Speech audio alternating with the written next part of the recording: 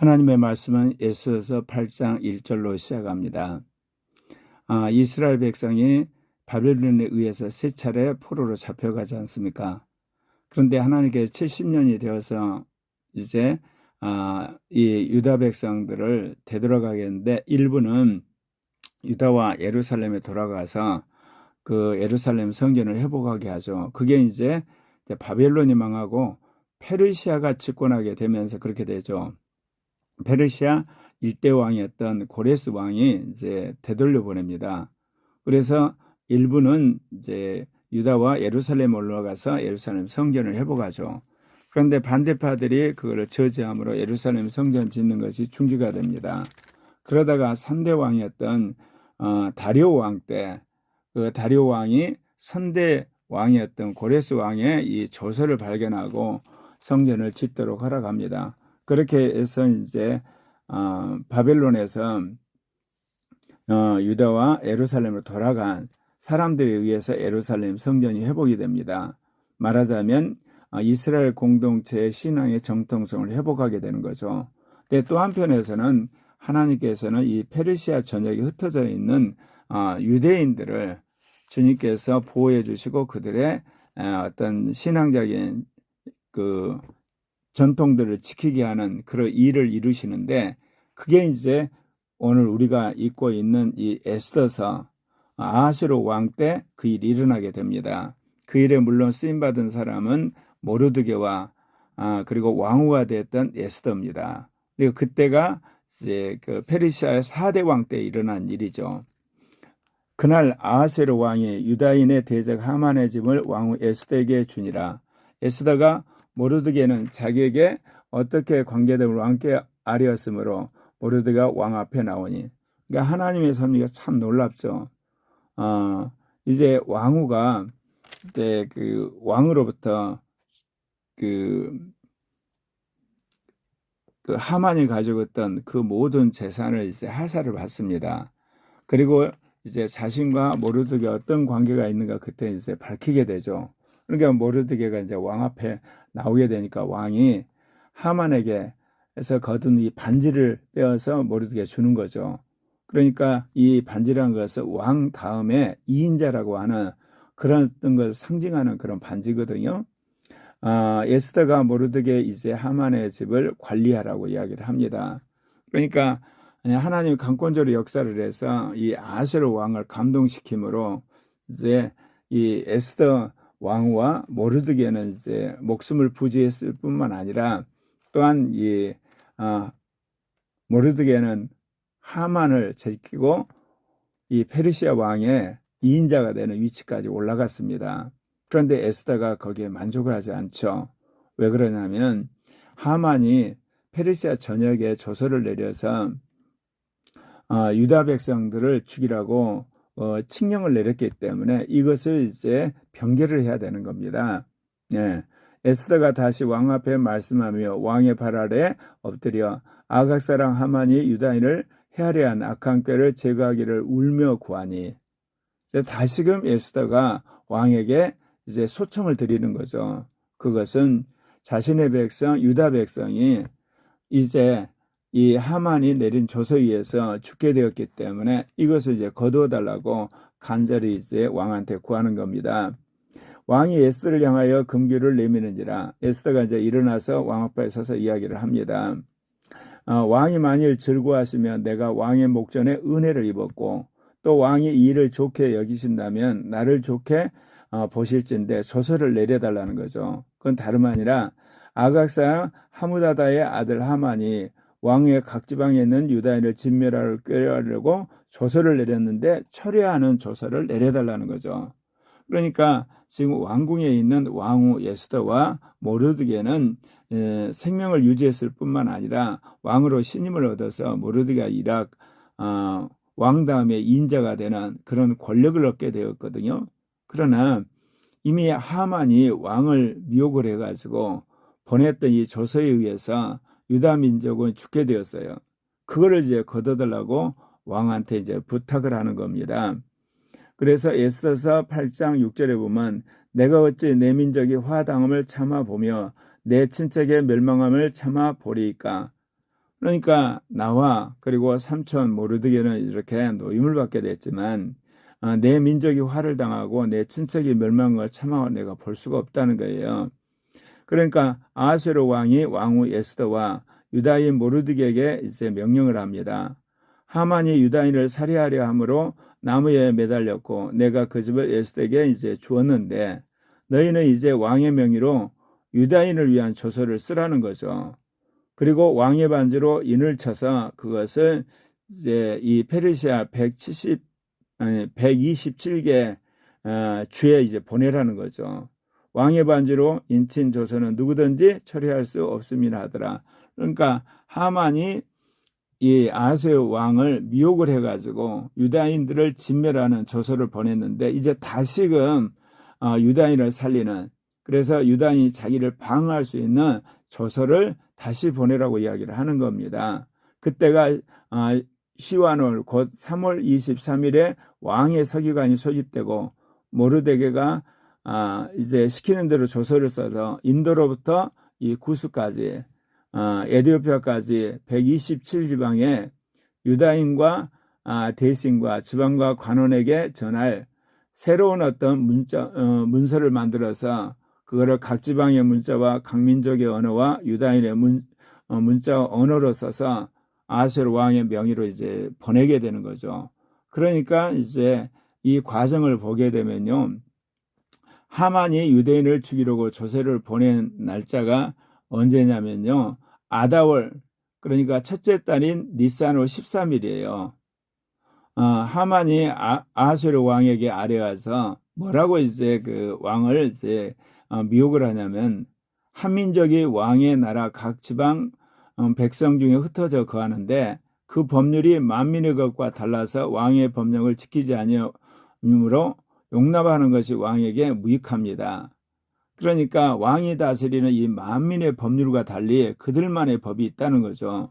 그래서 왕의 법을 지키지 않기 때문에 이걸 용납해서는 안 된다는 거죠. 그러니까 말이 옳지 않습니까? 그러니까 왕이 옳게 여기신다면 조서를 내려서 그들을 진멸하라고 명령해달라는 거죠. 그러면서 내가 은 1만 달란트를 왕의 이제 국고에 드리고, 왜냐하면 거기에 경비가 필요하잖아요. 이제 그렇게 이야기를 하거든요. 그러니까 왕이 반지를 이제 손에서 빼어서 하만에게 줍니다. 그리고 하만이 그 반지에 조서를 만든 다음에 그 반지로 그것을 인을 친 다음에 전국에 그걸 이제 반포하도록 하는 거거든요. 그런데 유대인을 죽이기로 한 날짜가 언제냐면요, 12째 달인 아다월 13일이에요. 그게 이제 어떻게 해서 결정이 되냐면요, 첫째 달 13일에 이제 왕의 서기관이 속임되고 하만의 명령에 따라 대신들과 각 지방의 관리들과 관원들에게 이제 아하수에로 왕의 이름으로 조서를 보냈지 않습니까? 이제 보냈는데 이 하만이 모여서 그가 이제 그 제비를 뽑습니다. 그게 이제 부르죠. 그래가지고 그게 이제 결정이 된 날이 12째 달 곧 아다월 13일이에요. 그러니까 그로부터 이제 11개월 뒤인 날에 죽이기로 했는데 이게 제비뽑아 결정한 날입니다. 그래서 이제 이 하만이 조서를 보냈는데 조서의 내용이 굉장히 끔찍합니다. 그 조서를 역적에 맡겨 왕의 각 지방에 보내니 12째 달 곧 아다월 13일의 하루 동안에 모든 유다인들, 그러니까 젊은이, 늙은이, 어린이, 여인을 막론하고 다 죽이고 도륙하고 진멸하고 재산을 다 탈취하라고 하는 조서를 보낸 겁니다. 그래서 이 명령을 각 지방에 전하기 위해서 그거를 이제 초본을 쓴 다음에 거기에 이제 왕이 준 인장으로 도장을 찍고 이거를 페르시아 127개 주에 이제 보낸 겁니다. 그러니까 이것은 이제 다시금 처리하는 조서를 내리지 않는 한 이 12월 13일에 유다인들은 죽게 되어 있는 거죠. 이거를 누구보다 잘 알고 있는 이 에스더 왕후가 왕에게 이제 부탁을 한 거죠. 이 조서를 처리하게 해달라고. 그러니까 왕이 인장을 빼서 다시금 모르드게 주면서 다시 이제 조서를 쓰게 하게 합니다. 그래서 에스더서 8장 9절에 보면 그때 시완월 곧 3월 23일에 왕의 서기관이 소집되고 모르드게가 시키는 대로 조서를 써서 인도부터 구수까지 127개 지방 유대인과 대신과 지방관과 관원들에게 보냈다. 그러니까 3월 23일에 새로운 조서가 쓰여져 가지고 또 페르시아 127개 주에 이제 보내지는 그런 일들이 이제 일어나게 되는 겁니다. 예. 아하스웨로 왕의 명의로 이 조서를 쓰게 되는 거죠. 그리고 왕이 이제 반지에 인을 쳐서 이제 보내게 되는데 그 내용인즉 이렇습니다. 예. 여러 고을에 있는 유다인들에게 허락하여 그들이 함께 모여 스스로 생명을 보호하여 각 지방의 백성 중 세력을 가지고 그들을 치려하는 자들과 그들의 처자를 죽이고 도륙하고 진멸하고 그 재산을 탈취하게 하되 그런데 아달월 곧 12월 13일 하루 동안 그렇게 하라고 그런 거죠. 이제 이것은 하만이 내린 조서를 완전히 뒤집어 엎은 거예요.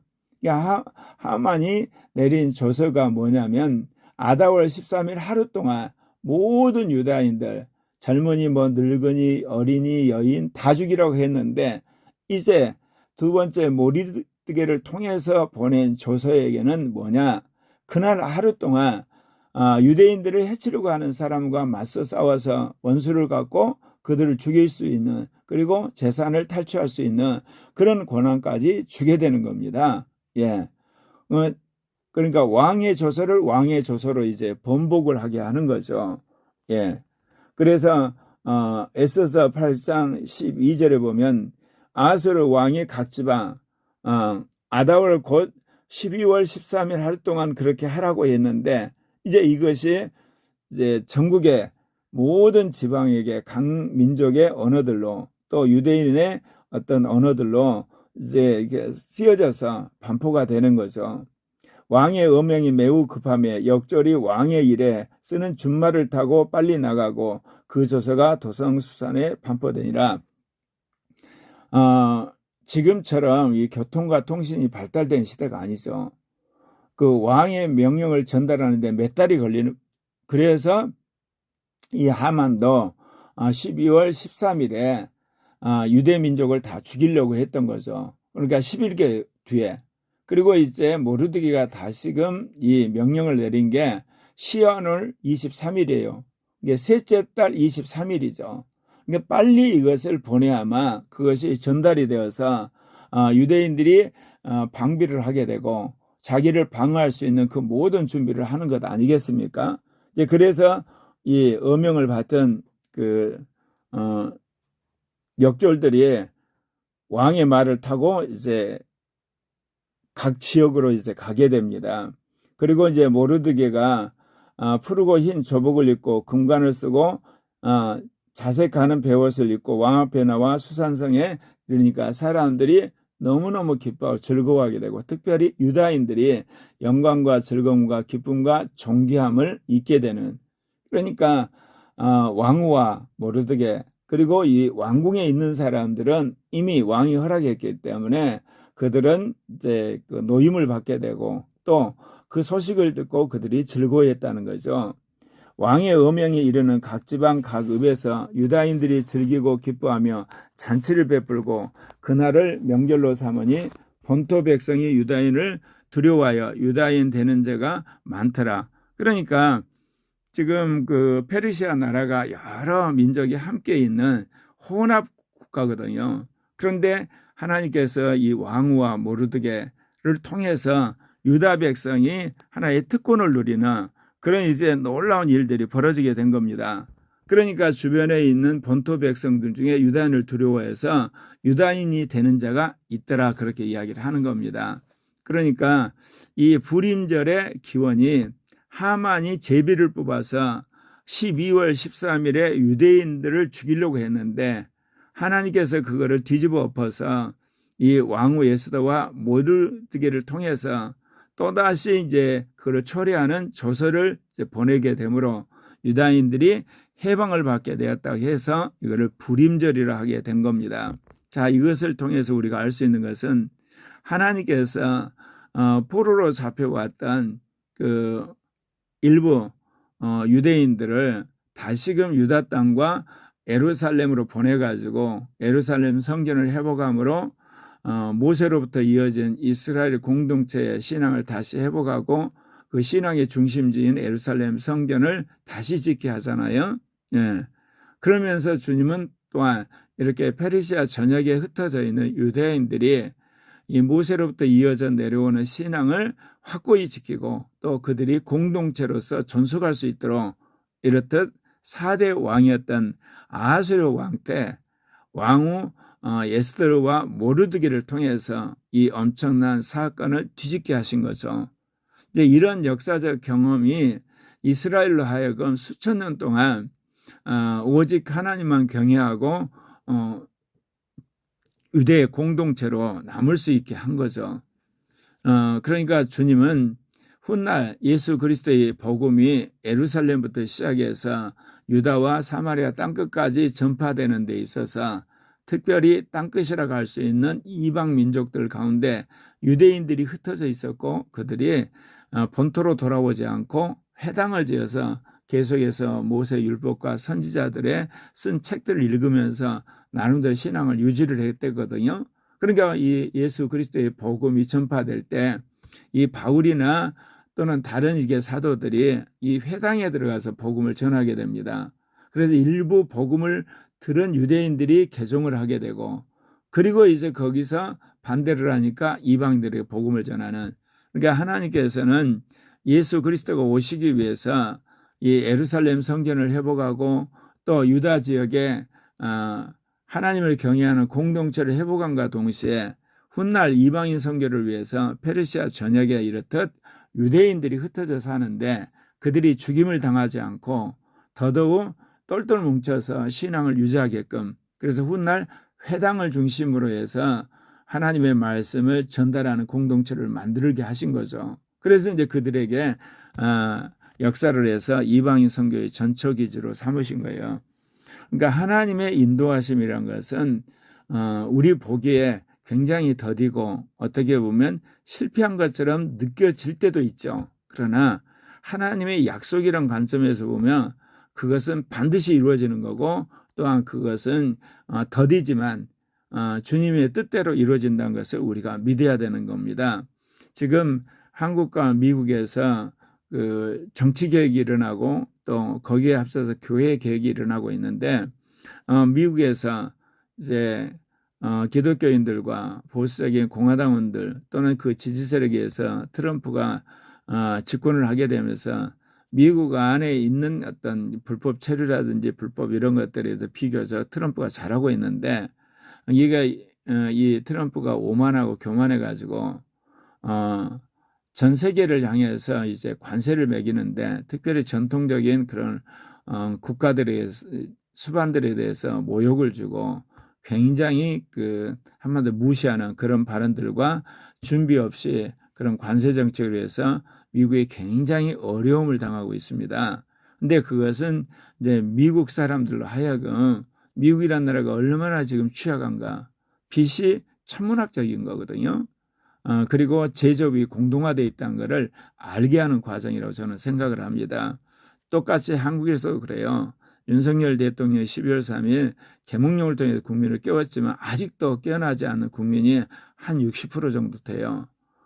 그들은 여전히 지금 조기 대선에서도 윤석열 대통령을 내란으로 몰고 가면서 자신들이 옳다고 하는 계속적인 어떤 주사파 세력의 쇠뇌에 대해서, 그런데 주님이 이거를 깨우시는 그런 놀라운 일을 행하고 계십니다. 그래서 불임절처럼 하만의 모든 계획이 뒤집어지고 거꾸로 에스더와 모르드게 계획이 이제 실현됨으로 유다인들이 살아남고 거꾸로 하만과 그 친척들 그리고 거기에 부역했던 모든 족속들이 죽임을 당하는 그런 날이 하루속히 이 땅에 일어나기를 바라요. 특별히 2025년 6월 3일이 그날이 되기를 우리는 기도하고 열심히 전파해야 되겠죠.